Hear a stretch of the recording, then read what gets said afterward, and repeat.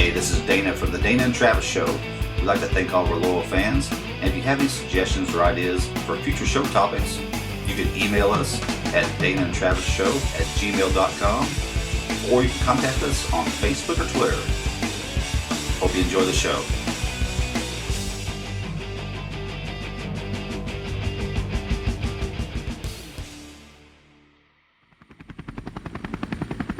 You're listening to a Collapsar Digital Studios production.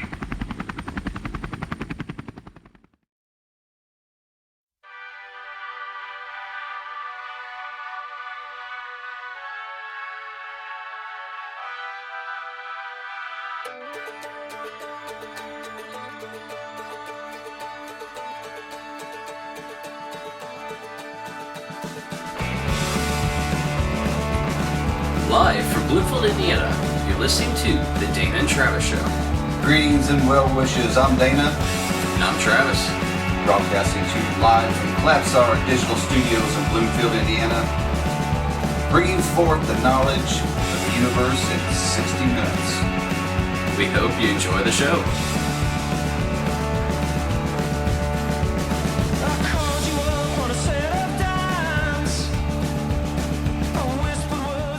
Alright, good evening. This is the Dana and Travis Show. I'm Dana. And I'm Travis. How's everybody doing tonight? I guess they're doing okay. I know. How's Travis doing tonight? I'm doing just fine. Awesome. How about you? Not too bad. Tired. Same here. We had a long weekend. Yeah, long weekend, and you know how Mondays are. Yep. It seems like it's one of these things you never get through it. It's always painful every time you have to experience a Monday. I know it. It's kind of like Groundhog Day. It's just every Monday morning it's the same thing. Yep. Always and always. Yeah, especially after we have a busy weekend like we had. Yeah, and I know. Of course, we did a little bit of DJing work on Saturday night, but anything Friday night? What was you doing Friday night? Me and a buddy of mine, we went to the Irish Lion, and we had some fish and chips, and had some really good stuff there. Oh, I tell you what, the Irish Lion. If you've not been there, awesome place. Check it out, Bloomington, Indiana. Good traditional Irish food, and some modern some stuff you can find here. But from us going to Ireland, we can vouch that they do a good job. Yeah, I saw some. There was some Irish restaurant. I think it must have been in Indianapolis that was advertising the bangers and mash, and I have not had any bangers and mash. That's one thing I say I have to criticize Irish Lion on. I mean, they don't have bangers and mash. Which in Irish lingo, if you don't know out there in podcast land, bangers are what Irish call sausage, and rashers is bacon. So bangers and mash is actually just sausage links and a big old pile of mashed potatoes covered in brown gravy, and it is delish. Yep, it's you can't get much more Irish than that. Yeah, so I've been meaning to fix some up at home. I just haven't had an opportunity to, and like I said, I'm not sure if the Irish Lion had. I don't know if they have bangers. They don't have bangers and mash. No bangers and mash. No, they have fish and chips. They have the stew and they have the lamb, but they don't have bangers and mash. Out of all the things that they don't have. Yeah, I'll have to get up there again. I'm ready for another trip to the Irish Lion. Yep, get some good food. So. My Friday night, like I said, we DJ'd on Saturday, and I spent all night Friday night just kind of getting music together and just kind of chilling at home. Which also brings it up. Me and Dad, we do DJ on the side, and if you have a wedding coming up, or if you have a party or birthday party or just a celebration of any sort, feel free to call us or get a hold of us. Which you can get a hold of us by Facebook, Twitter, and you can also email us at danaandtravisshow@gmail.com. Yeah, we've Dana and Travis at we've been doing it for a long gmail.com. time. Yeah, and it's we do a lot of weddings, so particularly if you're getting married and you need a wedding DJ, we are the ones you want to call. Yep, we've not had too many bad things said about us, so No, it's we've been pretty lucky in that respect. Besides Grateful Dead wedding. Yeah, the Grateful Dead wedding was it was kind of a low point, but But I don't think you can get much worse than that. For anyone that doesn't know this particular couple, they wanted nothing but the Grateful Dead played at their wedding. They didn't want anything else. yeah, and when the crowd started chanting "Kill the DJ," I was getting very concerned, but they just didn't understand that I personally didn't pick the music. Yep. But That's what. But those people in the crowd's not the one paying them. So yeah, like I said, I was. You gotta do what you gotta do what the money says. Yeah. So yeah, next time, don't just you need to mix it up a little bit. Don't just rely just solely on Grateful Dead music. Nope. Because I know people may not believe me, but not everyone loves the Grateful Dead. For sure. So now let's put the Grateful Dead to rest and let's go on to our main topic. And now the Dana and Travis Show presents the main topic of the night. All right, main topic for the night. I come across a pretty cool article in a newspaper, and it's actually been all over the news. And did you see the man in the gorilla suit who was shot by mistake by the tranquilizer gun at the zoo? I think you're underestimating the word cool as in hilarious. Yes. Okay, I know. I should have really. No, it's a really funny story. To summarize it quickly, basically, a guy in Spain, which we have more to talk about this, but summarize. This guy It from was Spain. actually at Laurel Park Zoo. It was actually in the Canary Islands, which is, I guess, a property of Spain, but it was in the Canary Islands. So this dude was wearing a gorilla suit, and I think they said that they were supposedly having some exercise for was it some sort of training? Yeah, the original articles said that they were training in case one of their gorillas escaped, and it was a training exercise on how they would rectify that situation by hunting down the gorilla and shooting it with a dart gun. And supposedly one of the zoo employees was actually placed in a gorilla suit, because just hanging a sign around somebody's neck that says gorilla wouldn't be near good enough. You have to go all out. If you're going to do this, you're going to do it. Put him in a gorilla suit. Yeah, so the story goes that the man is shot by a tranq gun, and the dosage of the tranquilizer is like for a 400-pound gorilla. So this guy probably got, at least double dosed with some really good sedatives. Yeah, and didn't say he had an allergic reaction to it. So he had an allergic reaction, and but he went to the hospital. Everything's fine, and he survived and he's recovering. But I seen though another article that kind of disputed the original, which I thought it was funny because originally it says the guy's in the gorilla suit and gets shot. In which that original story came from an NPR. Story? It was all over. I mean, it wasn't just NPR. It was all over the news. But I actually found another website that kind of give more of an update on it, which said that actually what happened. It says according to a newer statement released by the Laurel Park Zoo, the employee in question was not actually wearing a gorilla suit during the drill, but was accidentally shot by the vet after the alarm was raised. I think somebody's backpedaling here a little bit. Well, yeah, I definitely think that this is. I don't buy it. I really don't, because how does a story like that get to all these major news outlets to begin with? Yeah, and it was all over the news, and then plus later on in this article, it goes on to say that the 35-year-old man was wearing a gorilla suit as part of the animal escape drill. At the Laurel Park Zoo. That was the original thing, the original report. And then it goes on to say, many zoos use an employee dressed in gorilla suits of these types of, So they're trying to justify and maybe the possibility of putting someone in a gorilla suit. Yeah, it's very commonplace. All the zoos do it. And I'd like to ask all of you out there listening, have you ever heard of a zoo dressing someone up in a gorilla suit for training exercises? I've not ever heard of that. Well, it's funny because it's not so much anymore. I think the last time I actually saw it on film was in the movie Trading Places, where they're on the train at the end, and the guy gets in the gorilla suit, and it never fails. He always gets put in a cage with the actual amorous lady gorilla, who you assume has romantic relations with the guy, and that's all it's been in the films that way forever. Yeah. But the one thing that whenever I first seen this article, the Laurel Park Zoo kind of I'd seen that. You'd seen that name before. Yeah, I'd seen the name before, and actually it goes back to really the whole actual main topic for the night.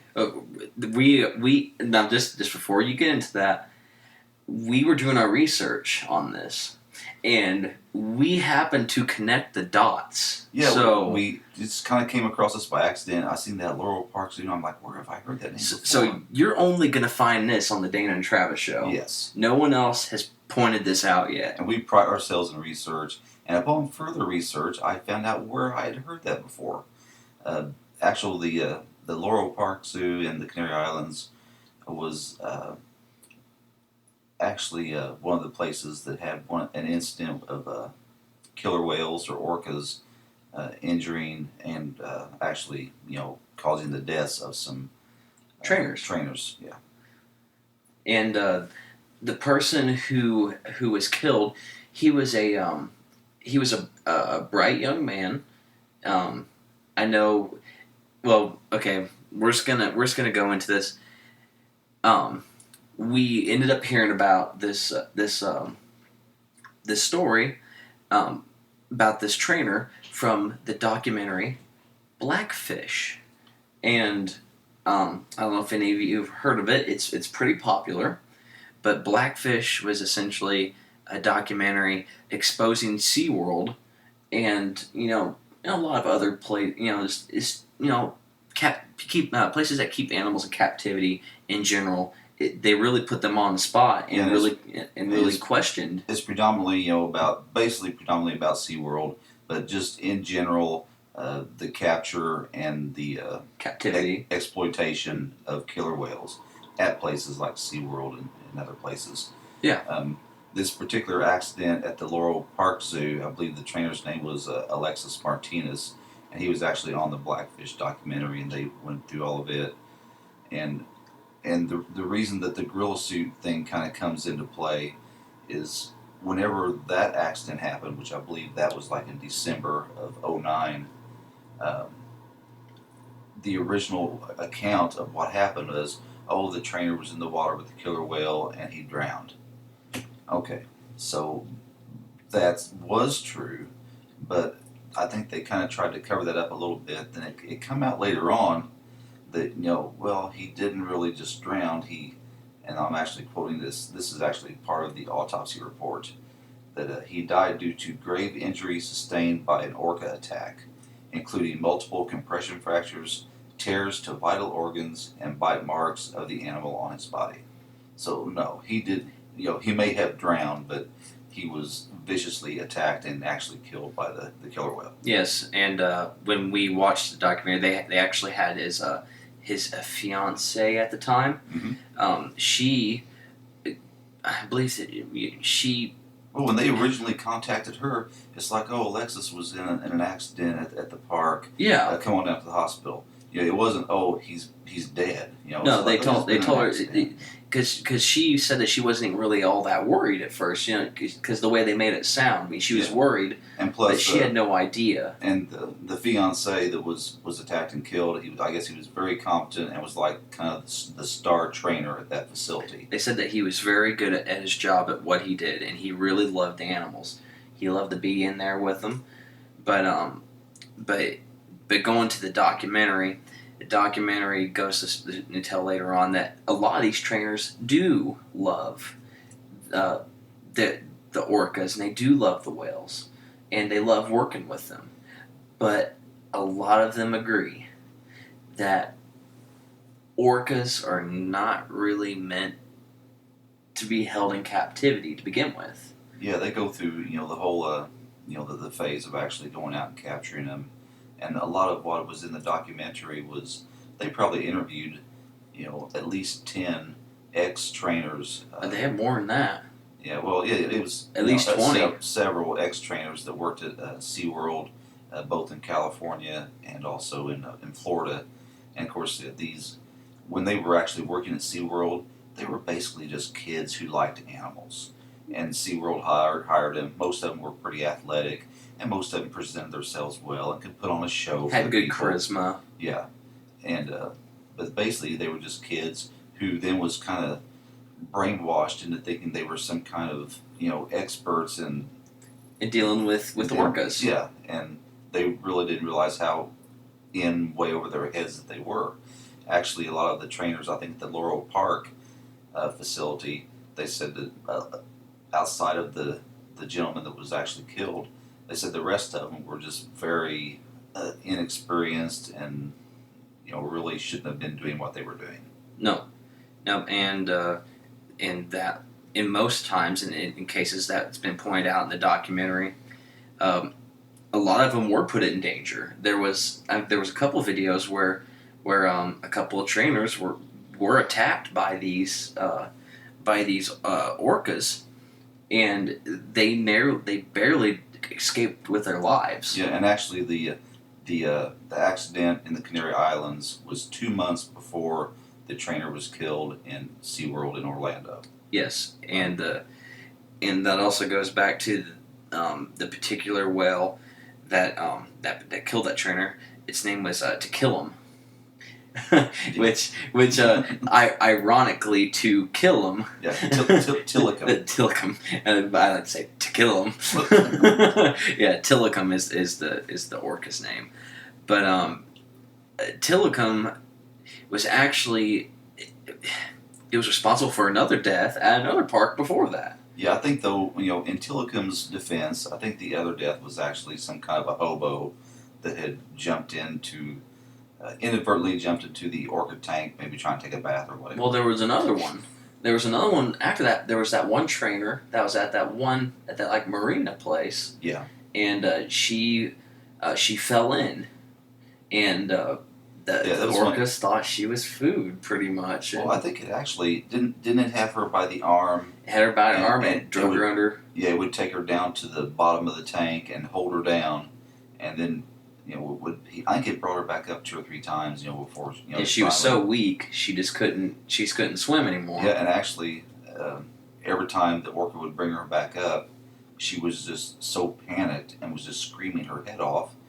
And of course, if you're screaming your head off, you're not taking in air, which they showed another accident by another trainer, and he was able to keep his composure and keep his cool.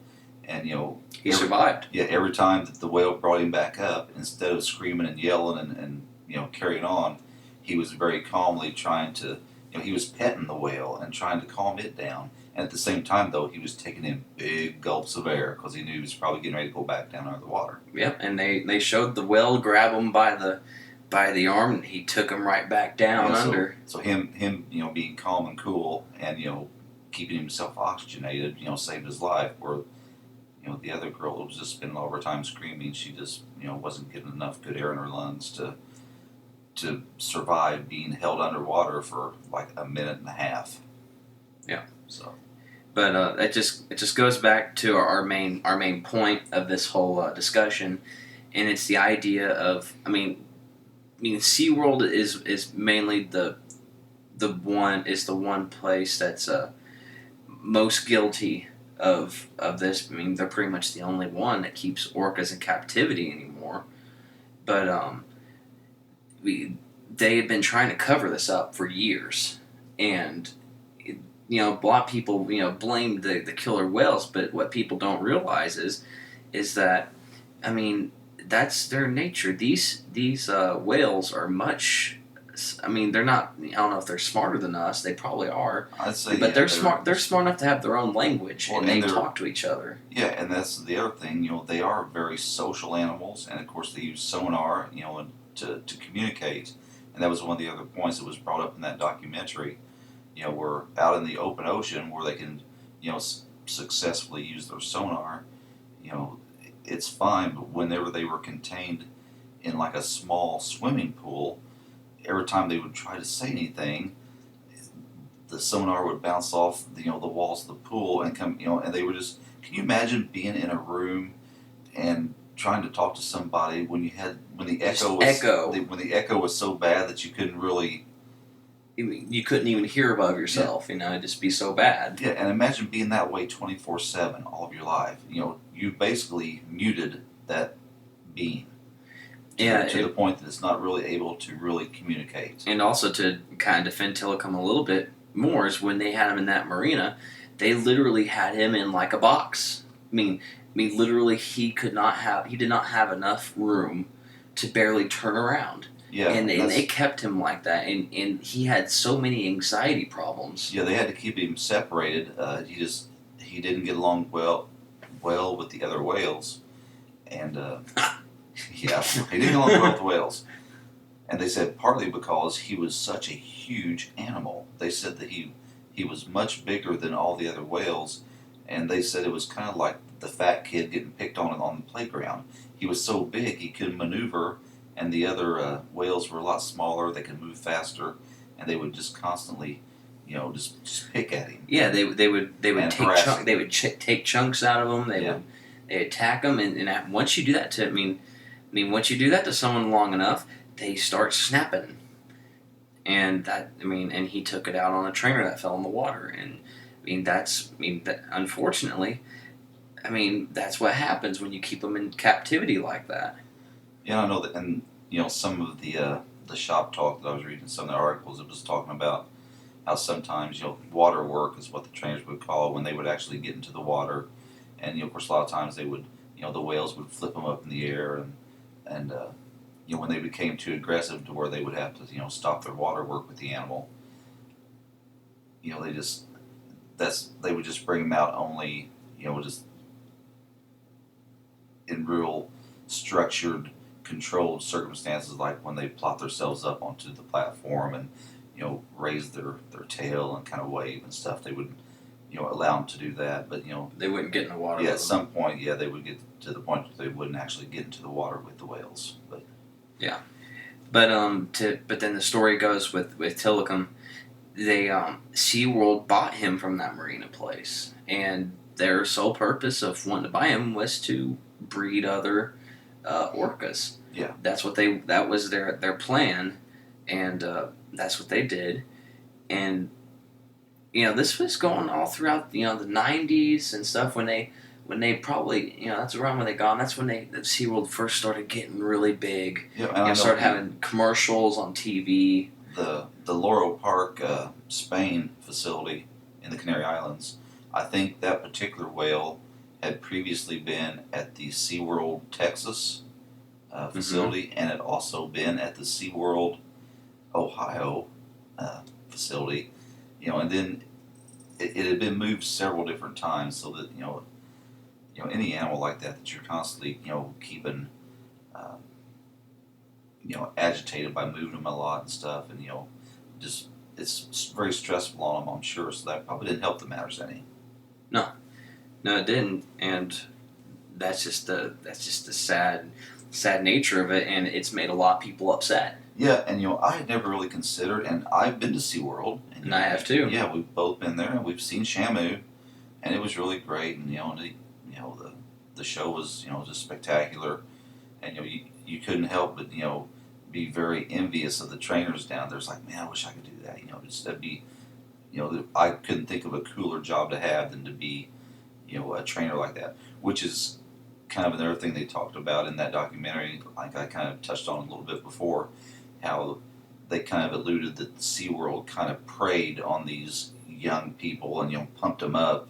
Because here, look, you can be this, you can be this great trainer, and actually and just like the trainer in Laurel Park, the trainer that got killed in Orlando was their star trainer. Like I said, she was, their head trainer, and over all the other trainers, and everyone looked up to her, and she was so pumped up and just so into what she was doing.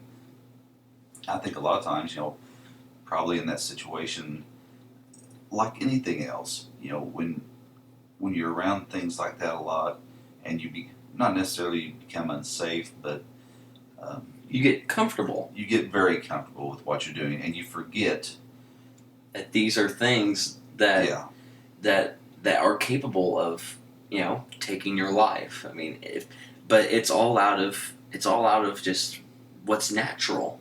well, I mean, I think too, though, I think you can kind of lull yourself into this belief that you're in control, and I'm good at what I do. Nothing's going to happen because I'm good, and I can read these signs, and I know, I've got it down pat. But when it comes right down to it, these things are 50 times bigger than you. Yeah, exactly. Oh, well, not just 50, 100 times bigger than you. Yeah. So it's really hard to. I mean, the reality comes back to is you don't have control. You just have the relationship that you kind of sort of made. Well, and the other thing too that the documentary touched on, and it's really probably not considered, if you're going down there and watching a show, like I said, these are very social animals, very gregarious animals. The family structures are very tight, and can you imagine having a son or a daughter, and having them for maybe the first 6 months of their life, and then having some strangers come in and take them from you, and you're never going to see your child again. I mean, this is slavery. I Yeah. mean, it really is to them. It kind of is like but that. More than that, the parent is extremely traumatized because they've lost their child, and the one that is taken, the baby, is traumatized because they're ripped away from their mothers. Actually, So that could breed a very emotionally troubled individual. Actually, they talked about one point in the documentary that when SeaWorld went down and caught some of these orcas, when they did separate them from some young ones they had, some of the mothers actually did die. Yeah, they literally died trying to get back to their child that they knew was in danger. I don't think it's so much. I think they just died from the stress of it. Yeah. They said that they were out there for 3 days or something of the sort, Mm-hmm.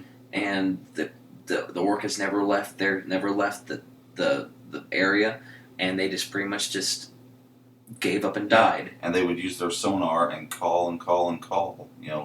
Just like your mom standing out in the front yard calling your name, and you're never going to come back home.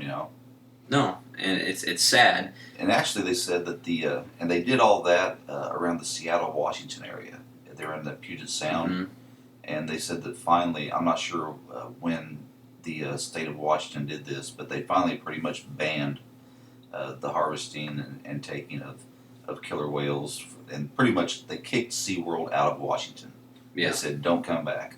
So then they turned around and SeaWorld started getting their orcas somewhere in the North Atlantic, like around in the Scandinavian country areas. And to kind of, we're starting to come in for a landing here. Inevitably, what's ended up happening with all this is that SeaWorld got in big trouble because a lot of these trainers testified, and they all said, hey, SeaWorld's been covering all this up. They've been they haven't been doing things ethically. And I mean, you can think what you want about SeaWorld. Like I said, we went and we thought it was a lovely place. We thought it was a great place to visit and go to. Very entertaining, very family, very wholesome. But when it comes right down to it, it's like when it comes specifically to the orcas, they should not be in captivity. They are not animals meant to be in captivity. But that rings true though, and I know we kind of had like an exotic pet ownership theme planned for tonight, and it's not just orcas. It's just about any animal. It's a wild animal, especially something that could be potentially dangerous. I mean, Not just to you, but people around you. yeah, whether it's a killer whale or a chimpanzee that chews your face off, Yeah. or a large exotic cat. Most people don't have the outside of excluding SeaWorld, who has just a big money making machine and a marketing machine.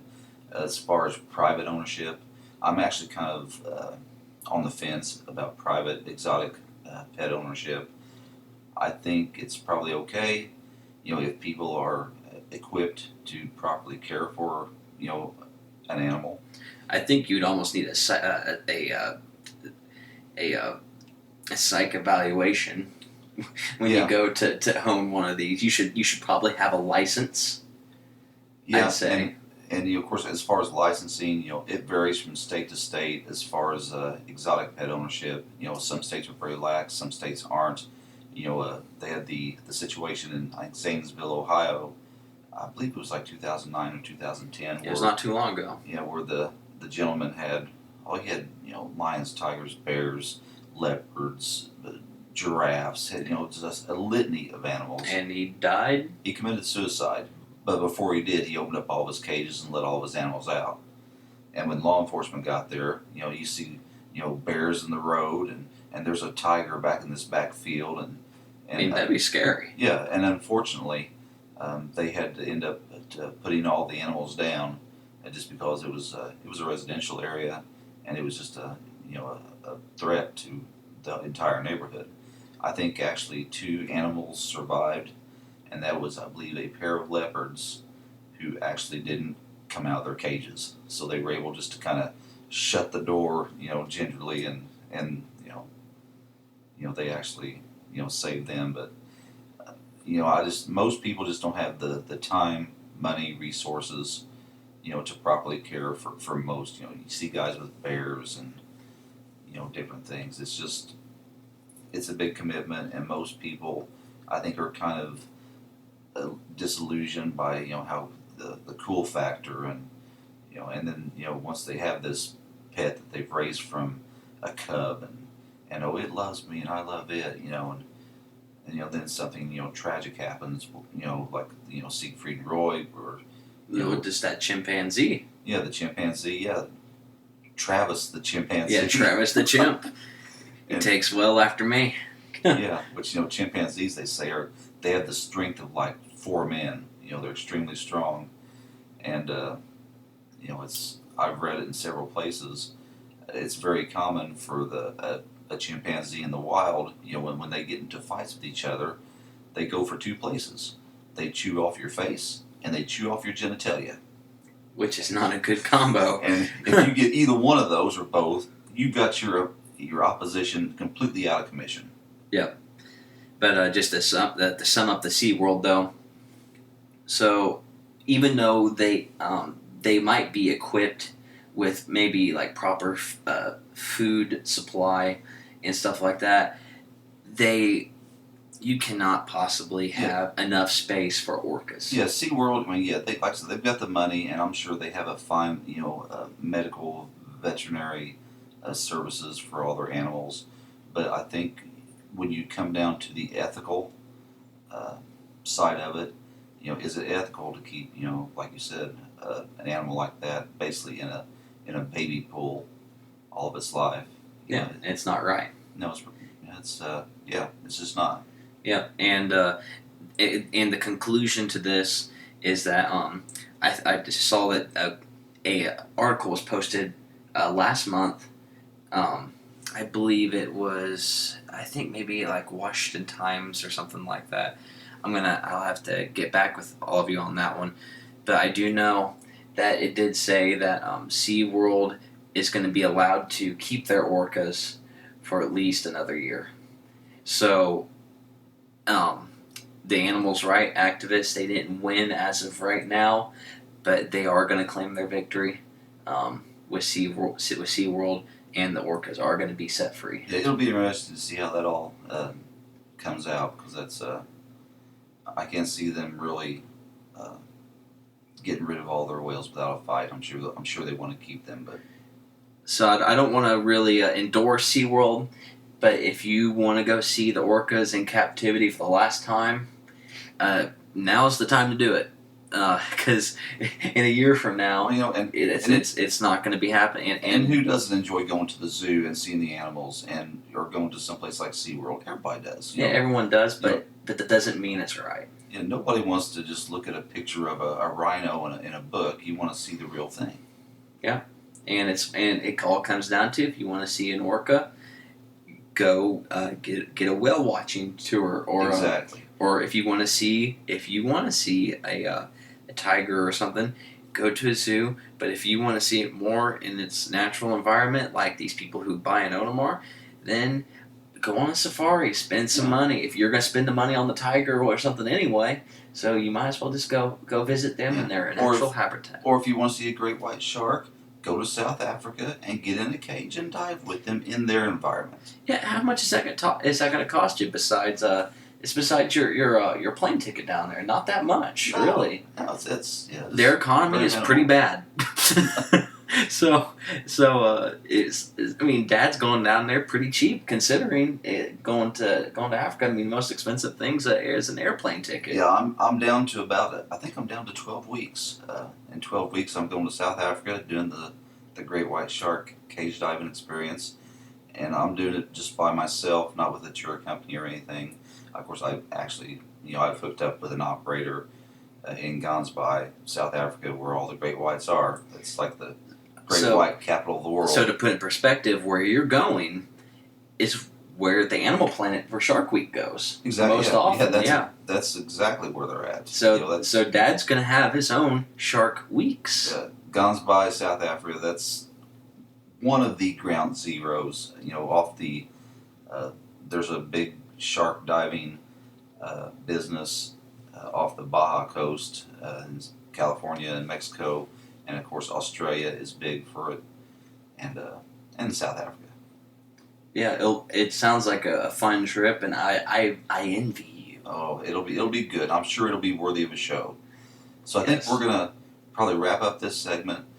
Before we do, I just want to reiterate that it is very common for zoos to put employees in gorilla suits and send them out. So if you see that at your local zoo, don't think nothing of it.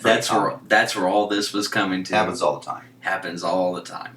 So we're gonna end this segment, and we'll be back in a few minutes. And enjoy the song. It's gonna be something good. I was 18 years old when I went down to Dublin with a fistful of money and a cartload of dreams. The good times with me father stopped pushing like hell. Remember, it's not what it seems to be. Well, his fellas would cut you for the coat on your back, or the watch that you got from your mother. So they care me unbuckle, mind yourself well when you give this note to me brother. At the time Uncle Benji was a policeman in Brooklyn. Father, the youngest, looked after the farm. When a phone call from America said send the lad over, the old fella said wouldn't do any harm. But I spent me life working this dirty old ground for a few pints of porter and the smell of a pound. Sure, maybe there's something you learn loyalty, you can bring it back home, make a duty on me. So I landed at Kennedy and a big yellow taxi took me and me bags through the streets. And now the news.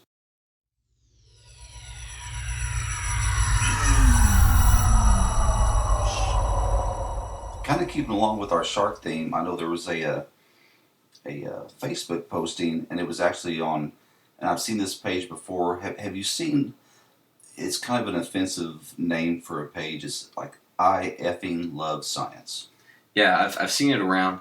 When you were just talking a minute ago, and it is an offensive name for a Facebook page, but they post some really interesting things sometimes. Yeah, I've seen a lot of people that have shared things from it. I don't know if I've liked it or not, but but they do have some really cool stuff. But and a lot of people post it. Yeah, one particular posting that I saw was a story about a 9-foot great white shark that had these huge chunks taken out of it It was a shark, I believe, off the coast of Australia that they had previously tagged and had been following and tracking, but they have no idea what animal in the ocean would attack a great white shark like of that size in that manner. Yeah, because usually that don't happen, especially this great white shark. I believe they estimate it to be around 2 tons, is what they said. This great white shark weighs, and it's like 16 feet long. Is what they approximately said how long it is.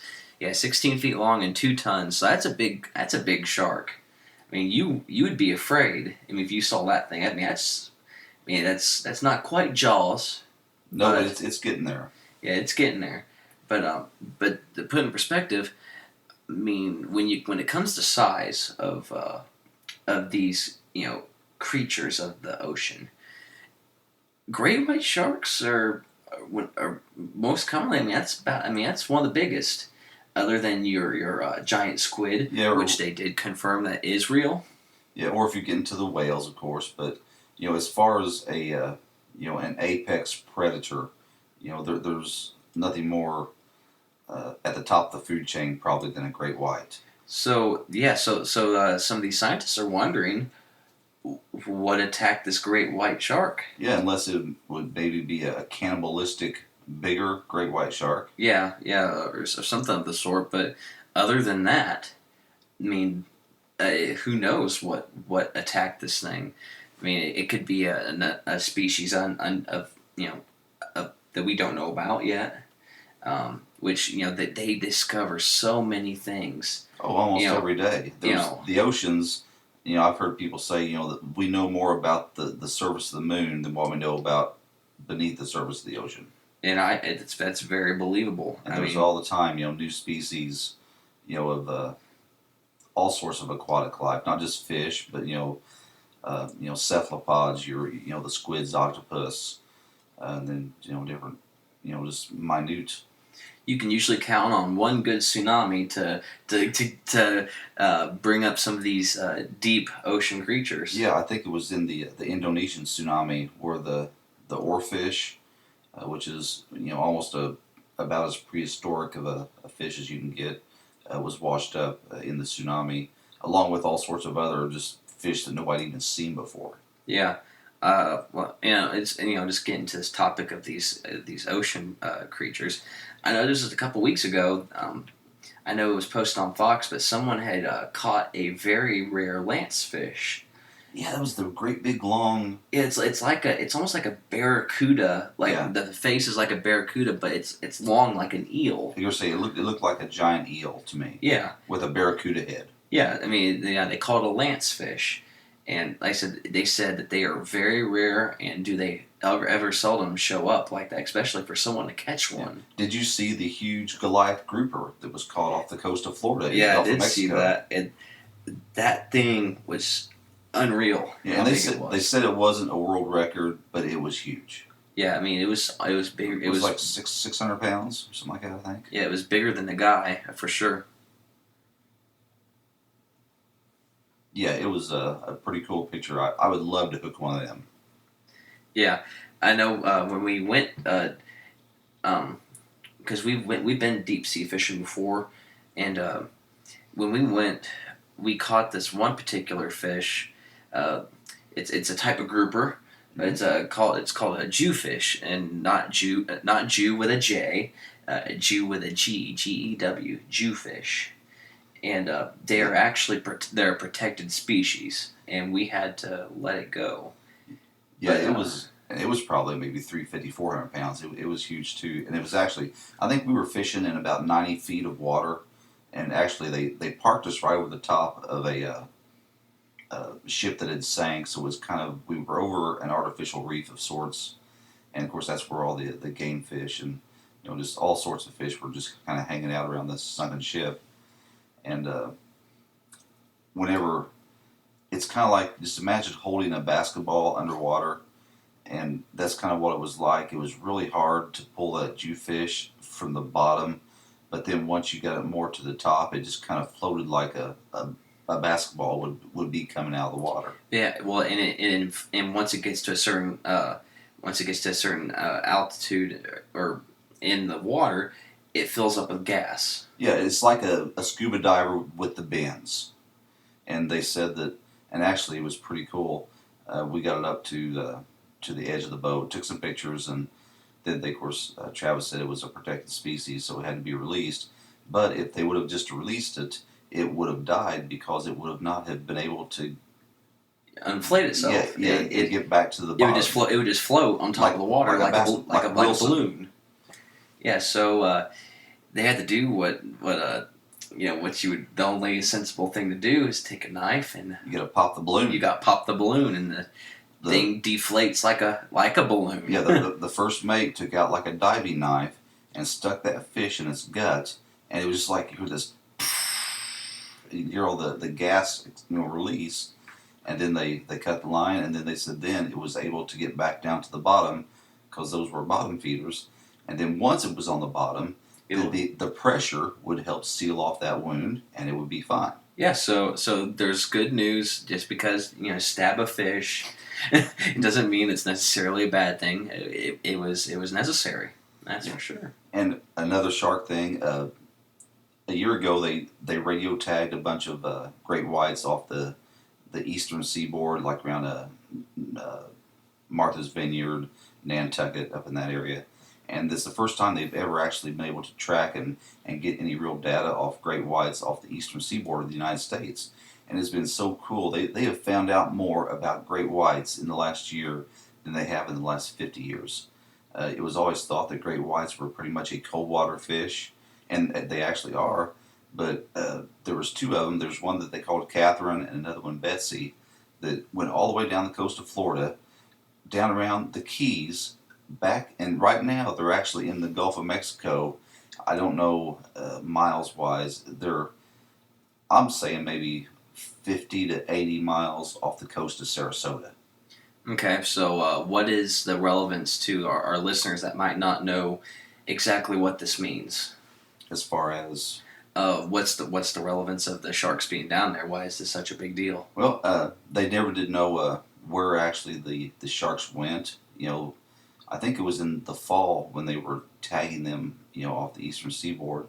But then some of the sharks then over the winter, they went out to the, mid-Atlantic, almost to Africa. And then I think it was Catherine that come back. And then early this spring, she headed down the coast of Florida around, the Keys. And like I said, now she's in the Gulf of Mexico. I think really what they're looking for is to see if there's places where they go to mate and breed, certain places. They haven't really figured that out. Maybe they can, I guess if they know where they're at, if they know the gestation period, they could, if they give birth, they can maybe track back and see where it would have been at. I don't know. That's interesting. Well, it's weird to me, and not to me, people probably think of it from this perspective, but put yourself in the shark's perspective when it comes to traveling all this great distance. I mean, just imagine yourself just walking the United States, just kind of, walking to Africa. Walking Africa, and doing this, several times a year. And that's what I find interesting about these great white sharks. I mean, they're traveling the entire world. I mean, they just do this all the time. Yeah, and I'm sure, it's probably, they've got their own little GPS, and they probably know exactly, where they're going, and they probably have a reason for it. I know the sharks off the Baja Peninsula, they would go out into the mid-Pacific to a place they called SOFA, which was the shared feeding area.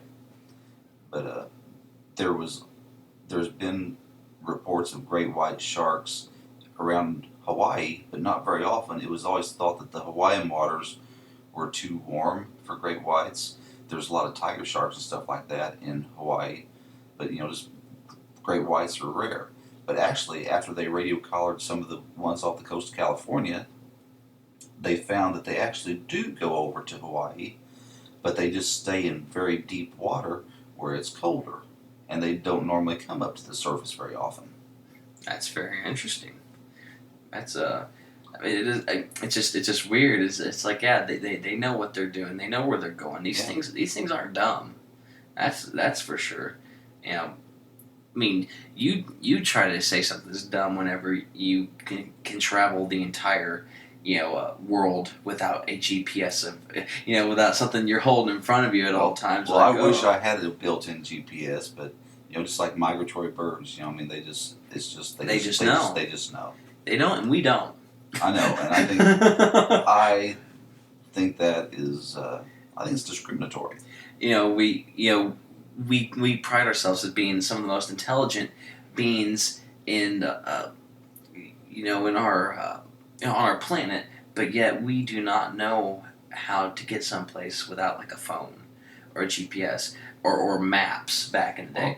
Well, but these birds and these sharks and stuff, they know exactly where they're going and they know how to get there, and it's just really weird. It's but like to me, it's kind of like you've got the geniuses that have absolutely no common sense. Maybe you are smart in certain respects. Can a bird or a shark build a car? No. No, but I'm sure that they have something of. Well, I mean, how do you define intelligence? Is it intellect? I mean, or just. Well, when it comes down to natural ability to. Okay, let's just look at birds. A bird, when it's born, it's not given directions. From what we know. Yeah, it automatically knows. All that information is already programmed and hardwired into their. We are programmed to drool and play video games and go to work. That's all that we really. That's all we know how to do. We don't have natural intuition. I mean, we base our stuff off things that we, just natural things we do. Well, I think we're good for farting. Yeah, and I think a lot of times we react to certain situations or we react to stimuli. It's not that we just automatically know something. A lot of times we're actually just reacting to something. But it seems like these birds and sharks and other animals, they just have this natural, built-in, thought and programming that allows them to do this. I mean, how does that shark know where it's going? I mean, there's so much stuff a shark can look at in the ocean. There's so many landmarks. I mean, how does that shark know? Yeah, but it just knows. Their brains, their brain pans aren't as big as ours, but their neurological system, like I said, I know probably, there's all sorts of magnetic ley lines all over the earth that we're not able to pick up because we don't have those neurological sensors to. It's like the shark that can pick out the drop of blood in 1 million gallons of water. It is. It may not have a big brain, but its neurological system is fine tuned to certain things. Whether it be magnetic lines. That's probably, I think they say that's why birds possibly are able to migrate, because they can sense those magnetic lines. That's interesting. I mean, of course, we have no idea what that's like. No, we better have our GPS. We gotta have a Garmin. Yeah. But there's other people who've been able to do extraordinary things as well. Yeah. That we necessarily can't understand. But it's just really weird. Yeah, it's kind of cool when you start thinking about stuff like this. No, I think it's pretty interesting stuff. Yeah.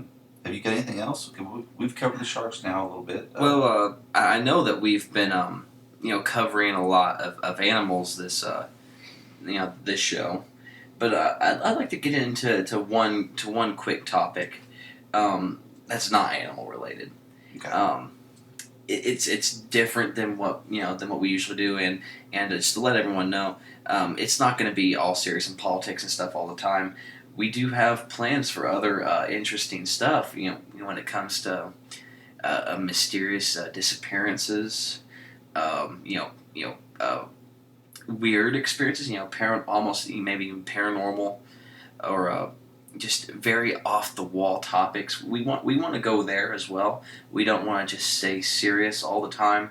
So I mean, this one's kind of serious, but then again, it kind of has that creepy factor to it.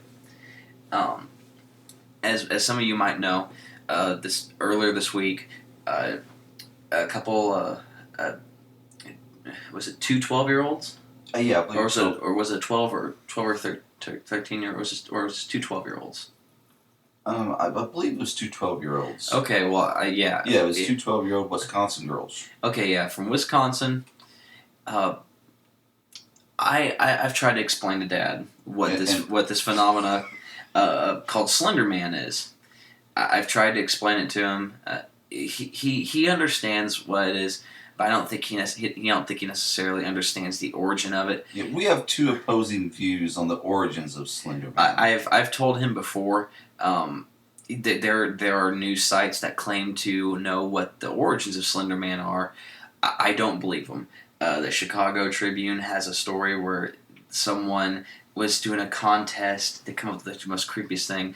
I don't believe that. Yeah, it was actually a website called somethingawful.com who had a contest, and basically they wanted people to Photoshop a picture of something just really super creepy, make up a little story about it, and supposedly in like 2009, somebody made up Slenderman, which is kind of a takeoff if you watch like Coast to Coast, like I do. They talk about shadow people, which shadow people are not really ghosts, but they're kind of supposedly these dark entities. They're shadow people.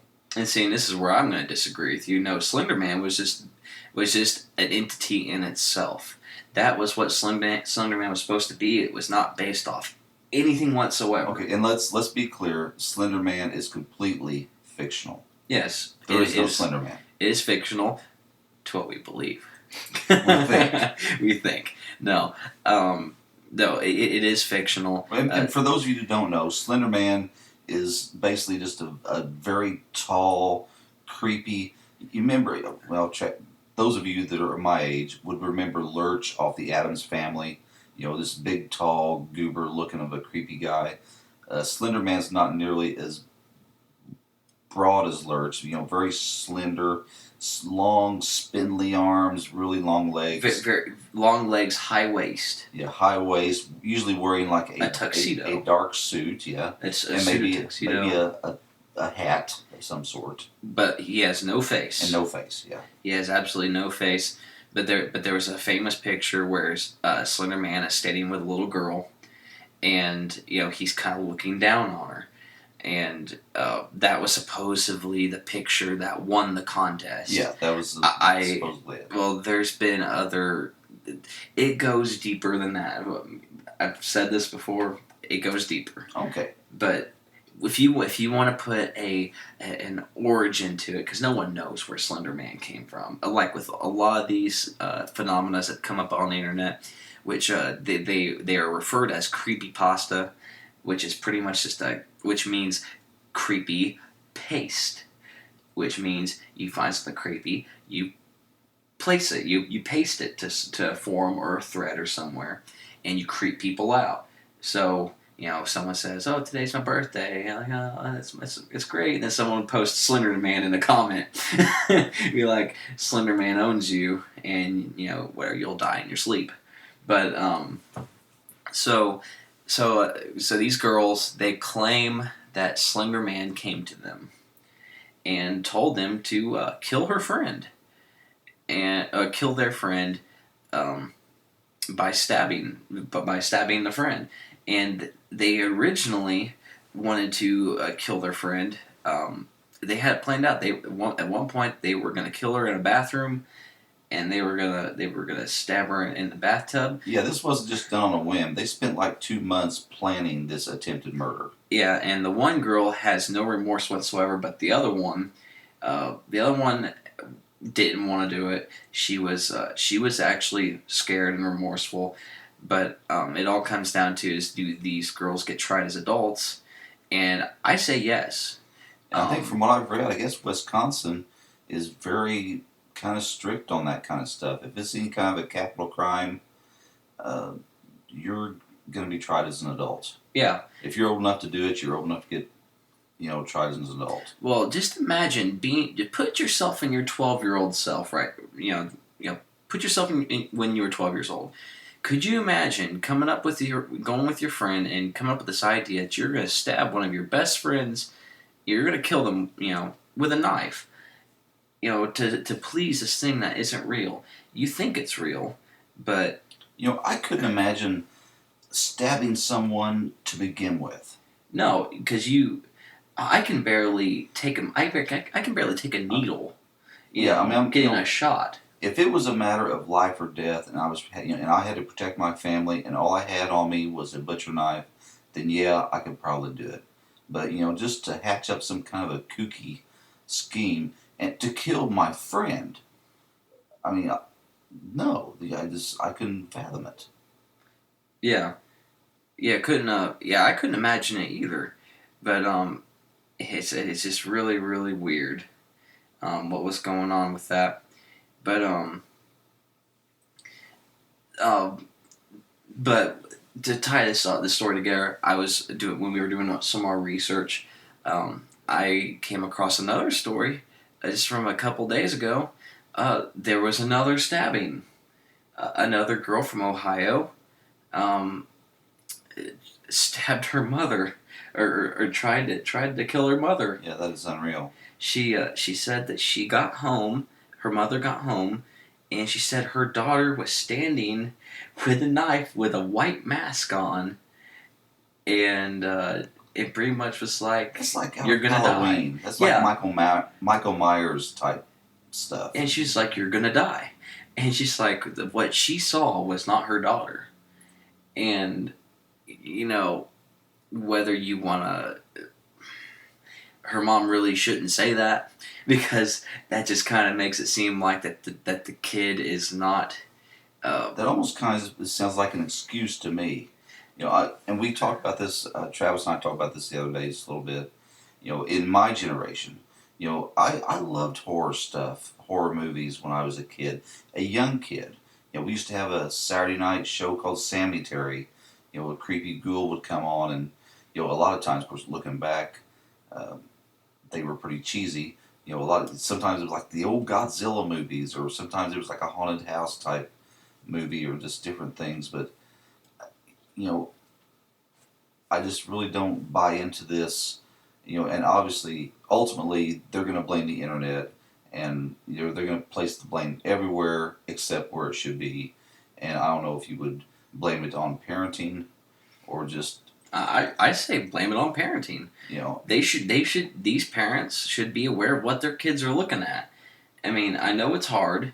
It's hard to to escape these things, but like with the one, like she with this 13-year-old girl, they said that she had been playing Minecraft, which Minecraft is a game where you can pretty much build anything you want. You use these blocks and you make stuff. Mm-hmm. She made a world in Minecraft dedicated to Slenderman. She said that she created a statue of Slenderman in the game. This girl was enamored with Slenderman. And had probably never washed a dish or a load of clothes in her 12-year life. No, but she had enough time to look up all this stuff about Slenderman and become obsessed with it. And I think this is where, I don't want to sound like, I've always hated it when my parents, sorry, Dad, or grandparents or people on the news, these kooky people who want to blame everything on video games and want to blame everything on movies and TV. The older I get, the more I'm starting to see is that these kids, they do get influenced by this stuff. Kylie, my sister Kylie, she's obsessed with anime, or not obsessed, but she enjoys it, and yeah. You were obsessed with Pokemon. With Pokemon and stuff. I was obsessed with all that stuff. Pokemon, Yu-Gi-Oh, whatever. There's stuff that we were obsessed with, and it comes with a culture. And it's sad that some people never get out of it. They never see this stuff is this stuff is, it's made up. It's not real. I know a few people off the top of my hand. I can count my hand who believe this stuff is real. Some people believe this stuff. Like some like anime shows and stuff. They believe that it's based off fiction, off real things, and it just completely just whacked out of reality. And I just look at them, it's like, how is that possible? How did they create their brain to think that stuff is real? Well, and I guess it too, isn't.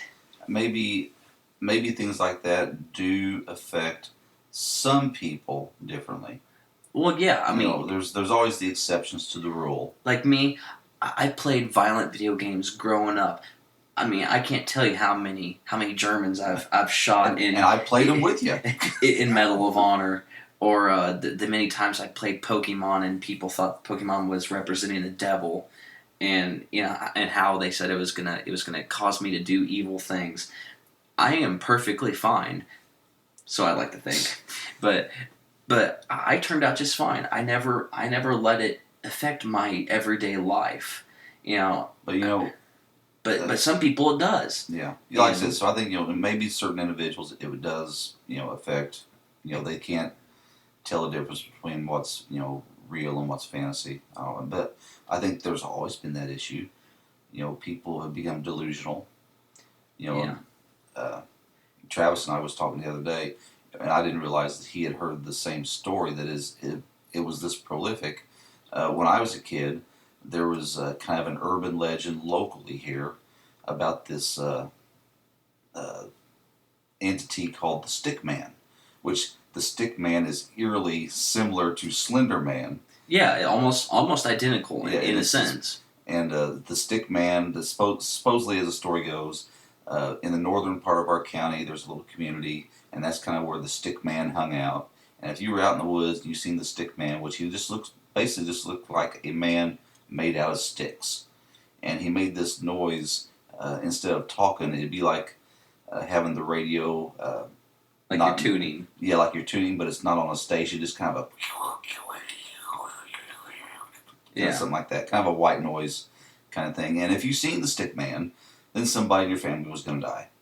And we furthered that story for years until finally someone let the cat out of the bag that, hey, that's just a bunch of bunk. Some people made that story up, and it's a complete hoax. There is no Stick Man. But then it gets to me. When I was, in elementary and growing, I heard the story about the Stick Man. Yeah, and I had no idea it was still going. In our version of it was that yes, the Stick Man was up by Calvert. It was about by Calvertsville, out in the woods, and if you saw it, then you were gonna go insane and you were gonna commit suicide. And they said the last person did it shot themselves with a shotgun. That was our version. That's what we heard. Okay, what Stick Man was. So now let me ask you: is it really just a big hoax? Yeah. Yeah, because I couldn't tell you how many times we probably botched that story. Every time we told it. But isn't that what a viral story is all about? Yeah, it just takes off, and before you know it, it's viral. Stick Man was viral before viral was cool. Yeah, and it just proves how easily viral can take things out of context. What the truth and what the story told are two different things. And just like the origins of Slenderman, no one knows. Over a period of time, it might morph itself into something very different than what it was originally. Yeah, started with. He's not going to be the faceless slender guy slender man who wears a tuxedo. Next time he might be wearing who knows, sticks. Yeah. Next time he might just be sticks. He might be the next Stick Man. So it'll be interesting to see how this case moves forward, if they'll try those two girls. And this girl from Ohio. Yeah, and the other one, yes. But for my part in it, I think if they are capable of something that horrific at 12 years old, I don't know that as an adult they would be able to do any better.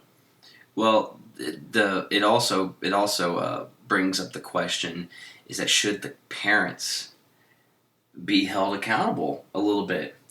I mean, they're kids, and the kids do things that the parents don't have control over. But when it comes to something like this, it's like shouldn't the parents have to at least do some sort of not damage control, but do the parents have a responsibility? I think they do, but I think this just sadly should just be one of those cases of the lesson learned. And for all of you people who are parents out there, pay attention to what your kids are doing. But the lesson is not learned. That happened last week, and now a couple days later, you have another girl in Ohio who did. Well, that's what I'm saying, though. I mean, I think was it because she found out about those other girls? I mean, I don't think that you can really. I wouldn't say necessarily hold the parents responsible, but I think this is a prime example of how important it is to take an active, productive, and role in your children's lives. Yes, you got to know what's going on with your kids. I mean, and obviously these parents had no idea what was going on with their kids. And kids hate it when the parents get involved, but that's what you have to do. Yeah, and they'll hate you for it, but so be it. I mean, if it prevents someone from getting stabbed 19 times with a knife, I mean, don't you wish those parents probably wish that they were probably a little bit more active? Do. Yeah, I'm sure right now they were probably wishing that they had been more active and more perceptive as to what their kids were, because there had to be signs. If they planned this murder for 2 months, they couldn't have been acting normal. And see, I don't agree. I think those girls probably kept it pretty secret, but no more than the kid that shot up the school in Connecticut. And in that case, those parents knew that guy was a nut job. Mm-hmm. And they just did nothing. Just this like a little example. This I'm gonna dig myself into a hole here, but there was one instance when I was like 17 years old. I tried to lie to my parents. I tried, and which time was that? It backfired on me.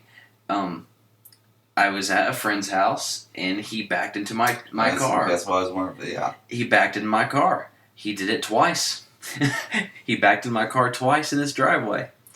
And I was so afraid that he was going to get in trouble, and we were going to have to get insurance and all this stuff involved, that I told my parents that someone hit me in the school parking lot. And I knew it smelled funny when you tried to feed me that line. And someone hit me in a school parking lot and drove off. Because, to be fair, someone did break into my car once and they stole my iPod. That did happen. So I was like, well, I can use this as an excuse and I can get away with this and everything will be all good. It was just a crappy red car to begin with. So I was like, what? I'll just try to figure this out. And if I recall, I pressed the issue. Yes, Mom was perfectly fine with it. Well, she wasn't, but she didn't question me like Dad did. Dad was like, who did this? And I'm going to go down to school and I'm going to start checking people's vehicles. Well, and the first thing I thought was, he's going to see Tucker when he has red paint on his truck. It was wasn't it like a complete circle?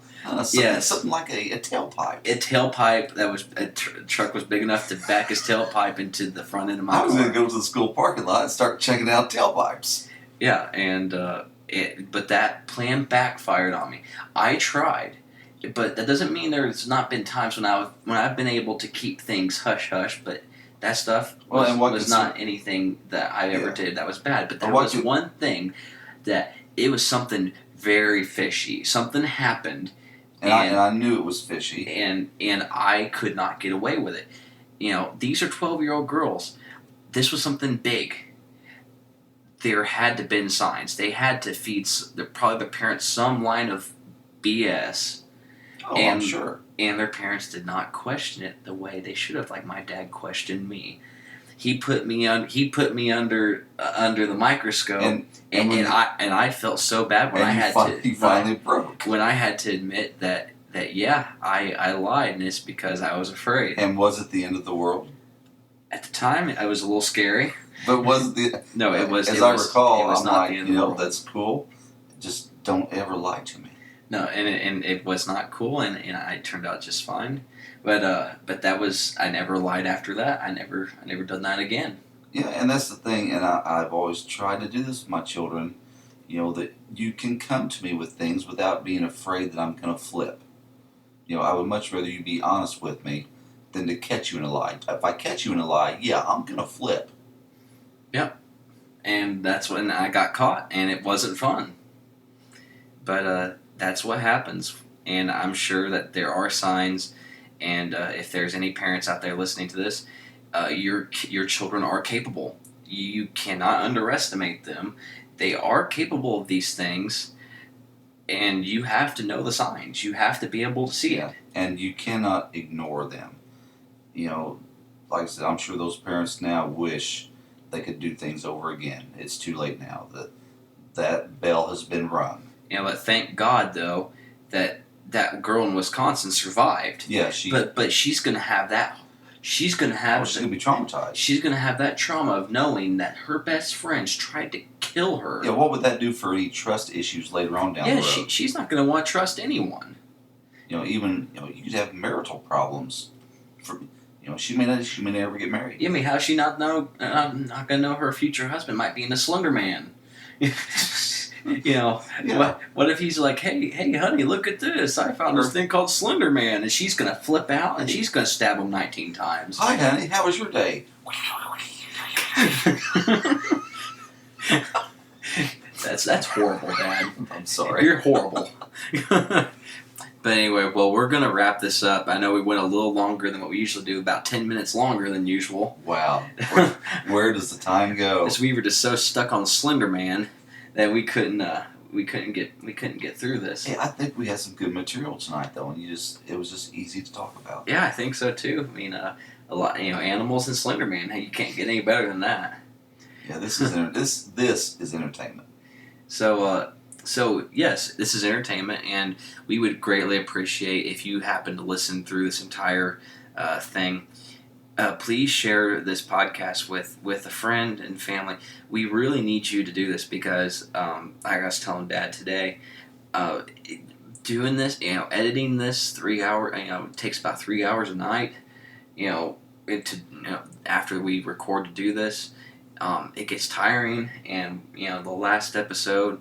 We didn't get very many views on it as of right now, and it's just really. Is it worth to keep going on? Well, I think we did kind of rush the last episode, and I apologize for that. I rushed the editing. It wasn't some of our best work. I hope that tonight we've redeemed ourselves. We're still kind of new at this, so definitely we're going to try to to keep it fresh. And if you can share this, and if we get some likes on our on the YouTube part of it, that'd be great. But basically, if you can just share it, and if you want to listen to part of it, listen to it in sections. I know it's hard for people. People have come to me saying, Jesus, it's hard for me to find time to sit down for an hour and listen to you two ramble on, and that's perfectly understandable.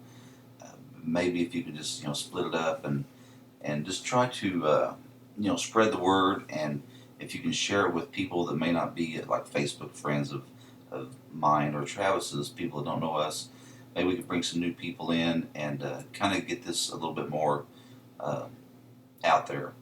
Yeah, and if you want us to get this off YouTube, and you want us to actually do official podcasting, where we can get you a phone on an app on your iPhone or your Android device.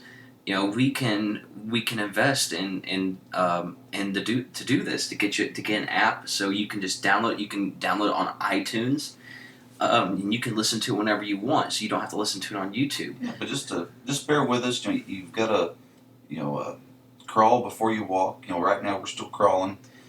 We've got lots of cool ideas of stuff that we might like to try later on. That might be a little bit more expensive, and but I think it would benefit the show. Excuse me. So just keep with us, and like I said, if you have any ideas, share them with us, and we'll definitely respond and see what we can do. Yeah, I said we have a couple other things lined up. Dad is currently trying to work on getting a guest, possibly. I've got a possible super, super awesomely cool guest if I can just seal the deal. And I'm working on it right now. So hopefully, and I'll be sure to give plenty of a heads up on that so you guys will know if that show ever does come to pass. So. But yeah, but if you wanna if you want to hear more stuff like that, then we need you to share it. Share this podcast, so we don't have to ramble on YouTube for an hour and 20 minutes. You can just listen to a downloaded podcast on your phone or your iPod. It would I think that would be a lot more beneficiary to everyone. It would be a lot better, and so you don't have to sit at your computer and listen to this. You can just put some headphones in, and you can do your dishes or whatever you want to do. Go for walks and listen to us. Maybe sometime down the road, we get some some sponsors possibly. Yeah, because it costs monthly to do podcasts. If none of you actually know, I mean, doing a podcast could run us over $200 a month. But obviously, we have to have some followers before we can have some sponsors. Yeah, so we cannot do it unless you guys share and help us get this out there. Because I know doing this right now, I know I irritate my wife because we have to come over and do this, and it'd be a lot more justifiable on my end if we had more people listening to this. But I said we have a couple more ideas that we're gonna try out, and possibly better get some actual interviews with some people. Maybe some comedians or some just people in general. Hopefully, we'll see. Yeah, hopefully. So yeah, until then we can just keep doing what we're doing now, and just keep giving us that feedback, and we'll keep working on it. Cool. Well, listen, let's wrap this up. What do you say? Yep, sounds good. All right. So you can find us on Facebook, and you can tweet us on Twitter, and you can email us at danaandtravisshow@gmail.com. So take us out of here, Dad. Cool. Episode 5 in the can. So until next week, you be careful now.